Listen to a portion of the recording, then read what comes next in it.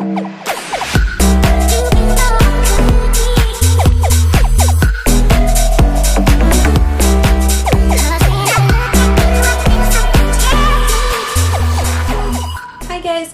back to my channel. Now in today's video I will be teaching you how to achieve this look I have on right now, and I also did add in some tips on how to correct your skin tone, as you can tell by the title on this video.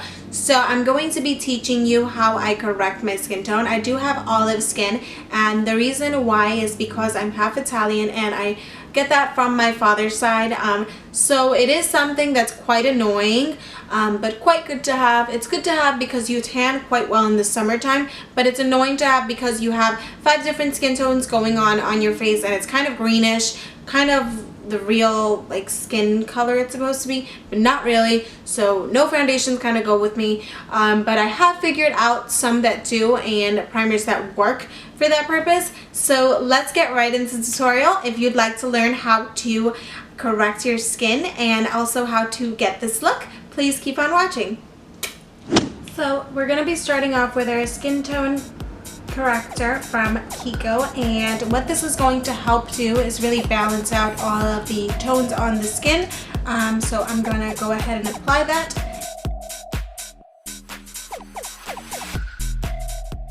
I'm taking Maybelline FitMe and Infallible. And I really love the finish that this cocktail gives me, just because I feel like the Pro Matte foundation is a bit drying and kind of leaves my skin a bit flaky and messy if I just use it on its own, because it's such a matte foundation. But when you use it with other foundations, it kind of balances it out and makes it a little more liquidy. But just make sure you use something that's more on the liquidy side to mix with it, since it's more of a thick consistency. Next, we're going to take this NYX Above and Beyond concealer, and we're going to be applying it on the blemishes on our face. So any little blemish, we're going to take it and apply it. So just using the brush I typically use for my brow bone, so I use this to highlight, and I'm just going to be tapping a bit everywhere that there's an imperfection. So wherever there's little breakouts and things you just want to hide, you're going to want to use this on. I'm not going to blend just yet. I'm going to go into my corrector palette. This is an Amazon, just like a regular corrector palette, into the green shade and the pink shade, and I'm going to use these to balance out my skin tone. So I'm just taking the green color in the corrector palette. I'm going to be applying it on my cheekbone area. Also going to take this and apply it on the chin area because it gets a little darker for me.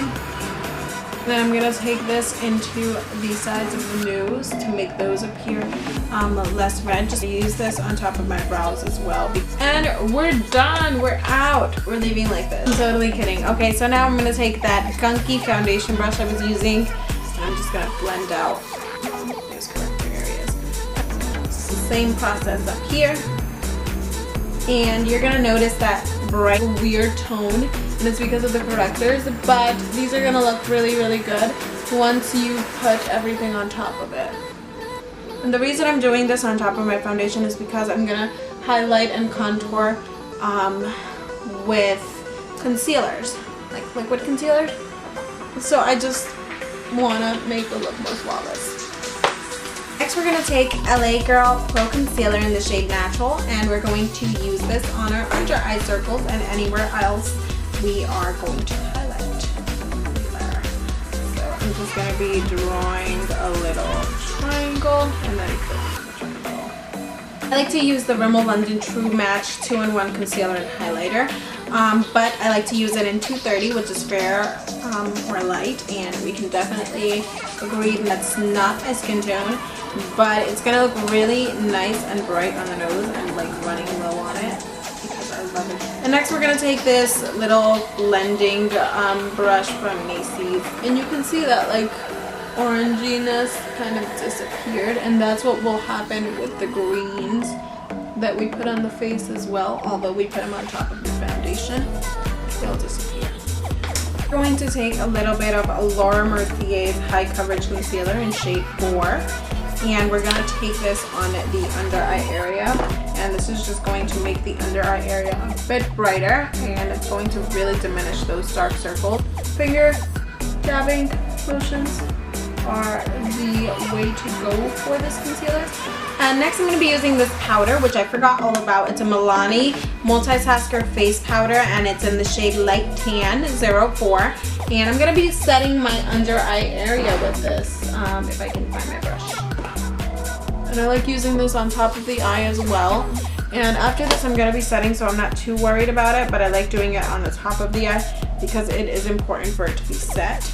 We're going to take the shade Espresso from LA Girl, and we're going to begin to contour.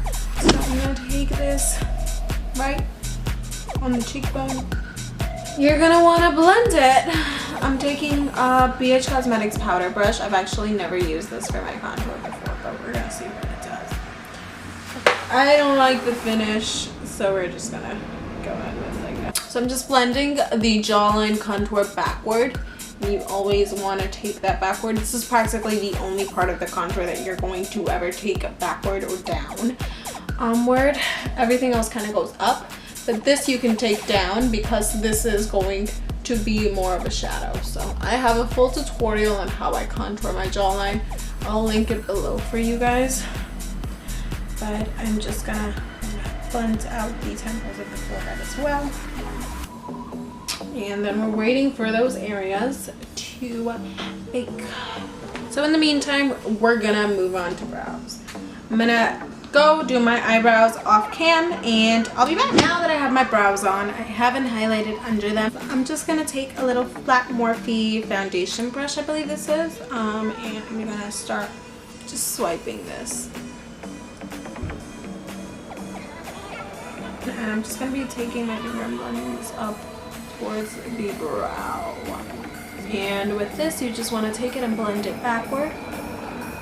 Today I'm going to be using a Morphe angled blush brush. I've been using this for my blush lately, but I'm going to use it for my contour. So I'm just taking the last shade in here, which is the darkest, and I'm just tapping any excess product off, and then taking the angled brush this way and beginning to swipe that onto the cheek.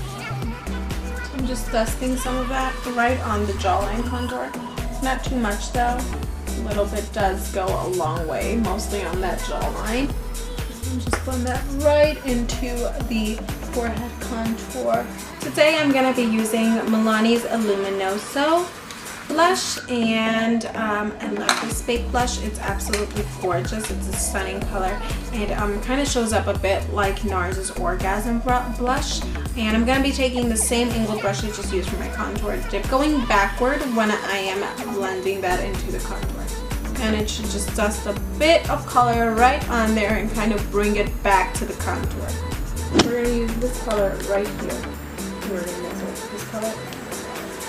And this is going to serve sort of as our transition shade because it's so light and such a skin or flesh toned color.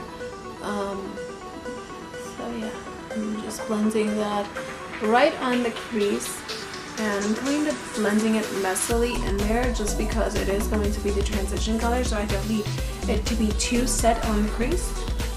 So we're going to use this color right here.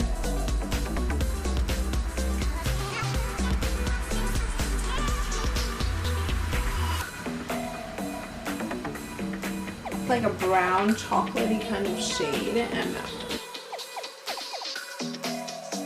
one trick for your eye shadows not to come out so choppy is holding the brush from back here. Instead of holding it with pressure from up here, hold it back here when you just applied the color on the brush and you're going to blow it out on the crease or eyelid. Just because it'll give you less of a choppy finish and it'll help with blending motions. When I hold the brush from back here, it's very easy for me to go back and forth in a circular motion or even in windshield wiper motions.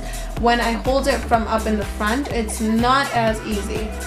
And once all those colors are on the crease, we're going to take this shade right here and we're going to apply that right on the eyelid.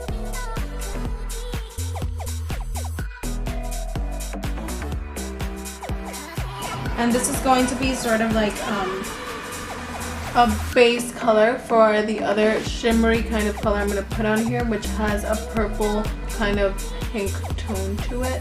So I just kind of want to put this down here first. I'm going to take a Morphe brush. This is the regular eyeshadow one, and I'm just going to spray it so that the color is super pigmented on there. I don't know if you guys can see it too well, but it's just the shimmery pink shade. So I'm just attempting to lightly pack that on because I don't want there to be too much darkness on the eye. I'm just taking this Wet n Wild eyeshadow brush and I'm going to be blending with this. And don't worry if you erase a little bit of the pigment because we're going to go back in. And I want to add something a little more shimmery to the eye, so I'm going to go into my Revealed Coastal Scents 2 palette. I'm going to take this light shade right here in the middle and take it with my finger and then take it on the eye. Other eye. Excuse my angles, I'm a lefty. I'm going to take this Wet n Wild brush and just make sure I go over any lines that are above the crease. And next we move on to our eyeliner. Okay, so I'm going in with my Stila Stay All Day eyeliner. I love this stuff. It literally does stay all day. So I'm just going to start at the end of the eye, just like that. And I'm going to build right in the center. And then I'm going to want to connect that to the line I drew. So I'm going to go ahead and put on my lashes off camera and I will be back. Okay, so I plopped on my lashes and I put on a little white eyeliner. I take the Revealed Coastal Scents palette and I'm actually going to take the brown shade in here and I'm going to tight line with the black one in here, and then I'm going to kind of blow this out right under, and this will be right on the waterline or under the bottom lashes, and it's going to give it a really pretty effect. I'm going to take something flat and pointed like this. This is a Beige Cosmetics brush. I'm going to go into the black color, and I'm just going to really bring this into the lash line so that it kind of looks like an eyeliner. Take that brown shade. We're going to take it right under and just squeeze it right under. And if you'd like, you can take a little more until you really see that shadow effect. I don't like taking too much under the eye because I have quite small eyes.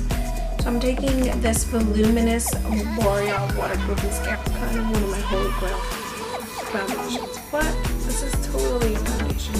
Mascaras, yeah, I love it. So we're gonna use it on this fun. And we're going to move on to the lip. Wipe some lip balm off because I always do that before I start lining my lips. I feel like it helps a lot. I think I want to do like, I don't know. This is actually, I think, an eyebrow pencil, but it looks really nice when you move it into a nude. So I'm taking a brown shade, and then we're going to take a nude lip gloss, and we're going to apply it all over the lip. And this is going to give a really pretty illusion and kind of lip combo to the lips. I'm taking MAC lip gloss, and this is in the shade Underage. And I'm going to apply this all over the lips, on the top as well. And I know that looks super insane, but we're going to take a lip brush and we're going to blend this out, and it's going to create a really pretty lip. So this is a really pointy kind of lip brush. My other lip brushes are dirty, so we're just going to work with this one. And really it doesn't matter what kind of brush you use. You're just going to blend. And if you feel like that's a bit too light and you want to go back in with the brown, you can always do that, and it'll create a bigger, even bigger pout or illusion of your lips. So that's that, and next we're going to take some highlight right on the Cupid's bow. I think we're pretty much done, guys. That took 3 years. Hey guys, okay, so this is the completed makeup look. I hope you guys enjoyed this tutorial, and if you did, please don't forget to give it a big thumbs up below. It helps me out a lot, and thank you guys for watching. See you in the next tutorial.